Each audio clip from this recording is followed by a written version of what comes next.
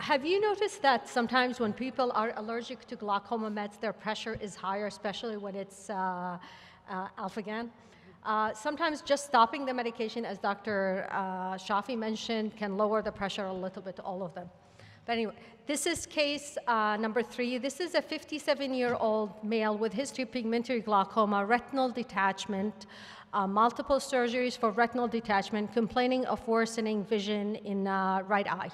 Tmax is 32. He's had an Ahmed valve in 2015 because of retinal scarring. And his ocular meds are Trusop, Comigan, latanoprost. So he's literally on maximal medical therapy, tolerated medical therapy. On examination, he has good pressure. This is his nerve. He's myopic, so it's harder to evaluate the nerve. Good bleb, but he has a +3 NS, 565, and he has an open angle. If this is his visual field and OCT, the audience response. So if you were doing surgery, cataract surgery on this patient, would you do cataract surgery alone, cataract surgery with a second tube, cataract surgery with angle surgery, cataract with angle implants? Can you get the question?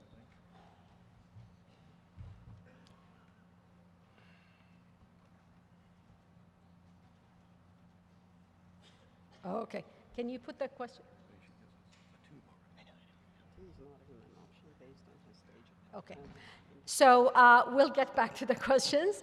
Let's start with the panel. So we'll start from the right to the left.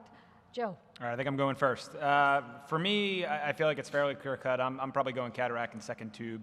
Looking at the degree of disc damage of this patient and the age of the patient, he needs a pretty low intraocular pressure, I think, for years to come. And, I think it was nice you did illustrate in the first case that you could do a trabeculectomy, but I think in my hands, I'm most comfortable doing a second tube in this patient, probably inferior nasal 350 bar Velt. Jack. So a little bit would depend on what's happened with the retinal detachment repair. Is there a buckle or not? What's the conj look like in the various quadrants? A 350 inferior is a big amount of real estate, and it may push you towards angle surgery or just doing the cataract alone. So I don't know what you said, multiple retinal detachment surgeries. If there's a buckle, and depending on where the buckle is and how high it is, it may preclude a second tube. So a little bit more there, but if that was the case, I'd probably do angle surgery and the cataract at the same time. So he does have a buckle, but it's not huge. Ramla? Yeah, I think it's kind of up to the patient here. The pressure is 12, and so while they have significant damage, was it 32 or 12? 32. Well, 12 now was 32 prior. So that actually does change a little bit. Change totally. Okay. Cataract. Let's go back. I think we thought it was Let's go 32. back. Sorry, yeah, cataract, totally. So, I think if they're having difficulty with the medicines, you can offer them probably any of the above, or I would probably add CPC to the list or ECP to the list to try and get down their medication load. But I don't feel like you really have any obligation to do it unless there's really some evidence that the field is worsening. Mm-hmm. The other thing that we've started doing sometimes is doing a home tonometry trial. So we actually rent patients in eye care, although I've heard that this is now a reimbursable service as well.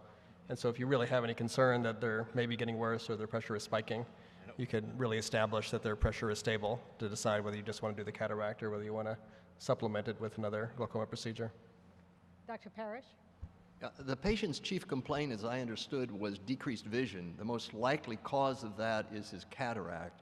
So I think clean, clear cornea phaco, lens in the bag. He's already tolerating the medicines. I would do that. And then you have many options when they're a quiet, pseudophakic eye. The patient loves you, they're seeing better. Not always the case when you combine cataracts and glaucoma surgery, in my experience. Dr. Smith? As glaucoma specialists, we talk about compliance and adherence all day long, every day. And so whenever I have an opportunity to try and reduce a patient's medication burden, I always take the opportunity. So for me, it will be a combined procedure. I would either do, just because of the several other procedures that this patient has had, I probably would defer to what what was talked about in the other round, where I may consider actually taking the cataract out, doing a little bit of an ECP here to try and get a lower pressure. If it can reduce the number of medicines to 1 or 2 instead of 4 at this point, that would be helpful, or an angle procedure. I would, just based on the list there and the stage of the patient's glaucoma, we probably can do an eye stent in this patient just because of the mild to moderate glaucoma classification or indication for those procedures. So something that will reduce medication burden somewhat, to maybe 1 drop on this patient would probably help him. In the vein of there not being a wrong answer, I'd say I love reducing medication burden for patients. I feel like every day all I do is start medications for people. However, this patient seems to be tolerating the meds fairly well, and the pressure's close. I would love to walk away with giving them improved vision with just cataract surgery and at least leaving my door open later for a further procedure. I don't think I would jump into another tube based upon the Barvelt and the retinal buccal history, but again, can't go wrong with an angle procedure, but I think I'd like to at least convince them or at least have a dialogue with the patient about their medication usage. Do they feel like they need to have a reduction in their drops, or are they doing okay?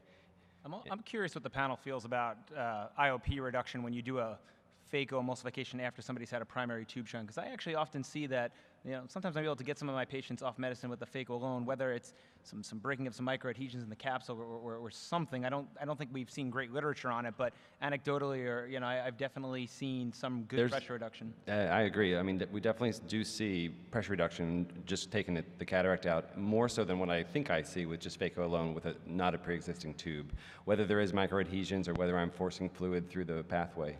Does anybody else? I think that certainly having a discussion with the patient, and as Dr. Pierce said, just their chief complaint was really about decreased vision, and their pressures are okay. And I would say, it's simple to do the phaco. Combined procedures just often take longer for them to recover. And if they're okay with the medications, and sometimes I find if the patient actually has a regimen and they're used to it, sort of changing it sometimes is hard for them to do also. So if we could just do a phaco and the pressures are good, that would be. So this patient is on total 4 glaucoma medication and is well controlled. So how many of you, what is the number of medication that you regularly consider doing a combined if a patient is well controlled when you need cataract surgery, considering that the patient would be moderate to severe? What is your cutoff? Because we know, yes, cataract surgery can lower the pressure in 1/3, can keep it the same, and can elevate the pressure. So how do you handle that? I personally, if the pressure is controlled very often, and again, as Dr. Parrish said, depending upon what their complaint is, my goal is to make the patient happy. I often will, just do cataract surgery. I think it's important to try to reduce medication burden, but all these procedures come at some degree of risk, and I think, we owe it to our patients to take the least risky approach. Yeah, I'm always skeptical that patients take 4 medicines a day. I really am, and I wouldn't do it, and so I actually think there's some number. And look, we all have the engineer that comes in with their documented every drop that they've taken in their life, and that they're compliant. But I think a lot of people don't tolerate more than 3 or 4 drop applications a day, and you just can think about how it would mess with your life. I still think, now knowing that it's 12, I would just take out the cataract in this patient and see what happened and try to back off some of the medications from that. And I don't think a second tube in a patient with a previous buckle is probably a good idea. I think the other thing to consider about it, especially if you're thinking about an angle procedure here, in an eye that's had probably multiple vitrectomies, if you just get a drop of blood in that anterior chamber anywhere during the procedure, they're going to be count fingers for a week or 2. It just does not take much to get back there, and it's hard to prevent nothing from getting back, and it will. So that would make me a little bit more nervous about combining it with anything. So based on that answer, how many of you leave Helan and keep the eye pressurized more when they're doing angle procedure or some of the MIGs to decrease the amount of bleeding afterwards? Do any of you do that? I mean, I think it depends upon the procedure, definitely after GAT, since it does have a rather high rate of hyphema. I often call Devinder up right after I finish completing pulling through and ask him how much Helan I should leave in the AC. But that is definitely a procedure I think you do need to leave some viscoelastic in at the end. There are probably some other things that, in addition to that, that help to reduce. So having epi in my bottle is another thing I do. I elevate the patient's head as soon as the procedure is done, hyperinflate the anterior chamber to make sure you have that extra pressure, and usually those things are really helpful. Okay, Dr. Parrish? Yeah, I agree with So what we did, can you put the slides back? So the patient had cataract and trabectome. Post-op 3 years later, he's 12 to 15. We were able to reduce one of his medication, and visual field and OCT have been stable. Thank you.